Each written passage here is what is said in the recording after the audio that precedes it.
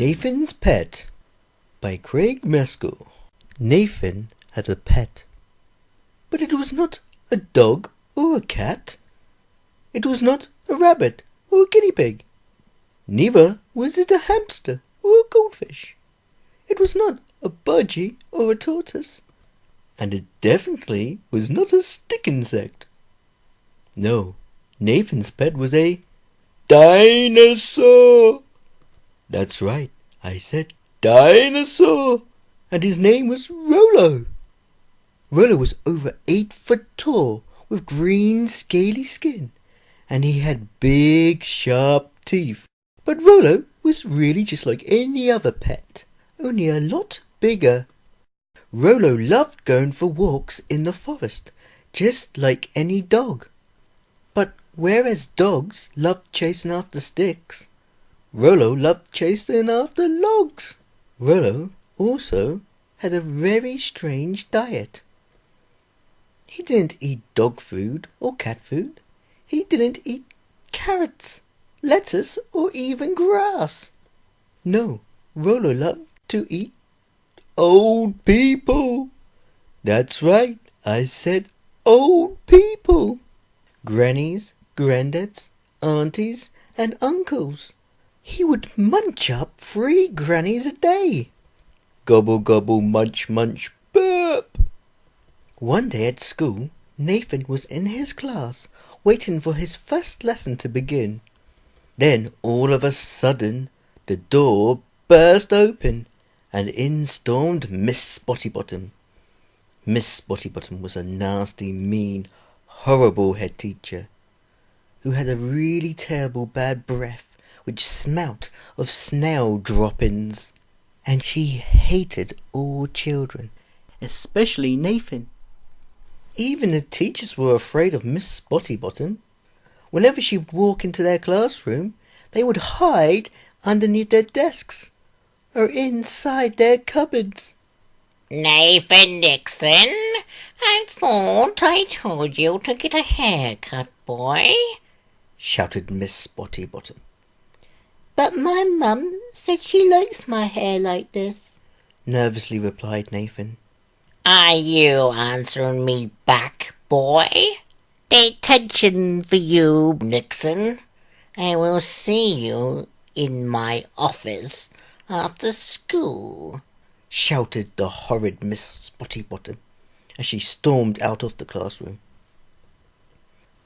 When 3 o'clock arrived, Nathan headed towards Miss Spotty Bottom's office. When he opened the door, he was shocked to see and discover that all the children in the entire school were all in Miss Spotty Bottom's office, serving detention. Every child, and even all the teachers, were all squashed in her tiny office, like sardines compressed in a tin. As the time got closer and closer to 4 o'clock, Miss Spotty Bottom was letting the children leave her office, one by one, until there was only Nathan left. But Miss Spotty Bottom would not let Nathan go home. He still had to wait. The clock rang for 4 o'clock.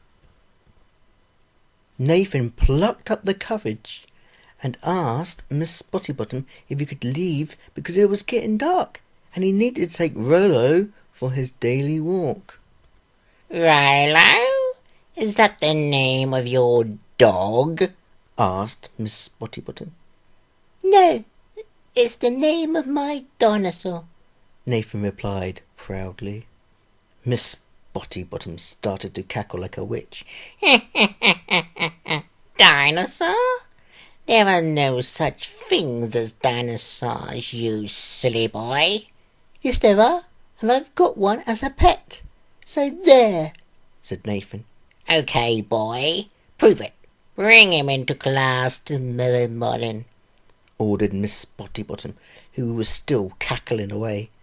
Okay, I will, said Nathan.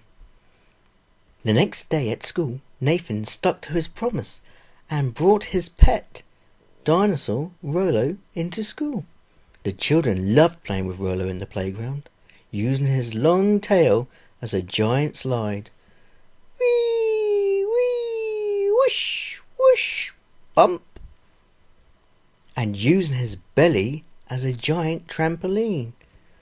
Boing, boing, boing. Then the bell rang for the first lesson. In class, Nathan just had enough time to hide Rollo under a large white sheet, just as Miss Spottybottom burst into the classroom. "So, boy, where is this dinosaur?" demanded Miss Spottybottom. "He's underneath this white sheet," replied Nathan. "but I give you one last chance, Miss Spottybottom. You do not want to look under that sheet," begged Nathan. Miss Spottybottom pushed Nathan out the way and grabbed hold of the sheet. "There is no dinosaur underneath the sheet, you silly, smelly, stupid boy," cackled Miss Spottybottom as she removed the white sheet to reveal the 8-foot-tall dinosaur Rollo, who was licking his lips. Miss Spottybottom froze to the spot, and before she even had the chance to wet her knickers, Rollo gobbled her up in one big gulp. "Yummy!" said Rollo as he rubbed his tummy. "3 cheers for Nathan and Rollo!" shouted a boy in the class. "Hip hip hooray! Hip hip hooray! Hip hip hooray!"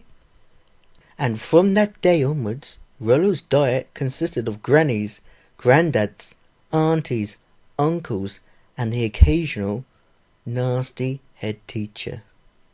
The end.